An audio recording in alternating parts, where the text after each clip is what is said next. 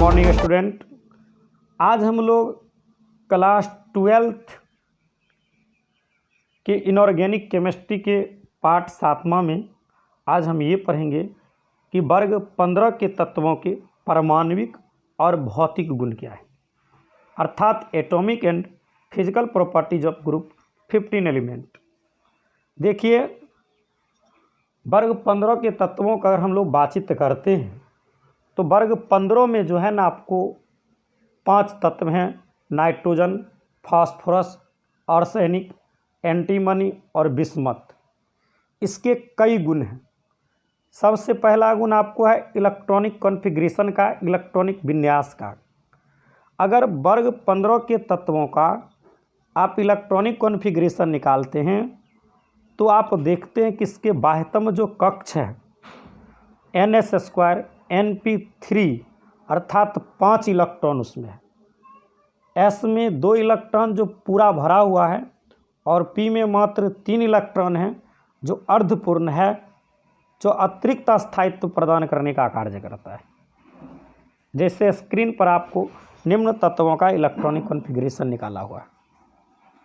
अब दूसरा जो पॉइंट आपका है वह है परमाणु एवं आयनिक त्रिज्या, यानी एटॉमिक एंड आयनिक रेडियस कहिए। क्लियर। अब देखिए कि वर्ग 15 के तत्वों के परमाणु जो त्रिज्या होता है वह वर्ग 14 के तत्व से कम होता है। यानी वर्ग में नाइट्रोजन से बिस्मथ की ओर अगर हम लोग बढ़ते हैं इस वर्ग में तो परमाणु त्रिज्या जो होता है, परमाणु के संख्या बढ़ने के कारण, आकार बढ़ने के कारण त्रिज्या बढ़ जाते हैं। जैसे कि स्क्रीन पर आपको दिखाई दे रहा है कि नाइट्रोजन से बड़ा परमाणु त्रिज्या फास्फोरस का, उससे बड़ा आर्सेनिक का, उससे बड़ा एंटीमनी का और सबसे बड़ा आपको बिस्मथ का है। एक सीरीज है। इससे रिलेटिव क्वेश्चन भी ऑब्जेक्टिव जो होते हैं परीक्षा में पूछा जाता है। कह देंगे कि निम्न को परमाणु त्रिज्या के बढ़ते हुए क्रम में सजाएं। 4 ऑप्शन दे देगा, उसमें से एक ढूंढना रहेगा आपको। तीसरी बात है आपको आयनन एंथैल्पी, आयनाइजेशन एंथैल्पी, कि अगर इस वर्ग में नीचे की ओर आप आते हैं तो परमाणु का जो आकार होता है वह बढ़ रहा है। क्लियर। तो परमाणु का आकार में वृद्धि होने के कारण इसकी आयनन एंथैल्पी जो होंगे वह घटेंगे, जबकि वर्ग 15 के तत्व का आयनन एंथैल्पी वर्ग 14 के तत्व की अपेक्षा जो होते हैं बहुत ज़्यादा होता है। जैसे कि स्क्रीन पर आपको दिखाई दे रहा है, नाइट्रोजन, फास्फोरस, आर्सेनिक, एंटीमनी और बिस्मथ का जो आयनन एंथैल्पी है वह ऊपर से नीचे की ओर घटते हुए क्रम में है। डेल्टा TH के द्वारा इसको सूचित किया गया है। दिखाई दे रहा है। अब आप विद्युत ऋणात्मकता पॉइंट को ले चलिए, इलेक्ट्रोनेगेटिविटी के बारे में जानकारी प्राप्त करिए। तो परमाणु के आकार में वृद्धि के कारण विद्युत ऋणात्मकता भी वर्ग में ऊपर से नीचे की ओर आने पर घटते चले जाते हैं। नाइट्रोजन से बिस्मथ की ओर आप आते हैं तो देख रहे हैं कि किस प्रकार से विद्युत ऋणात्मकता इसका क्या हो रहा है, घट रहा है। नाइट्रोजन का 3.0 है और बिस्मथ का 1 आपको 9 है। तो नीचे को आने पर यह घटते चला जा रहा है।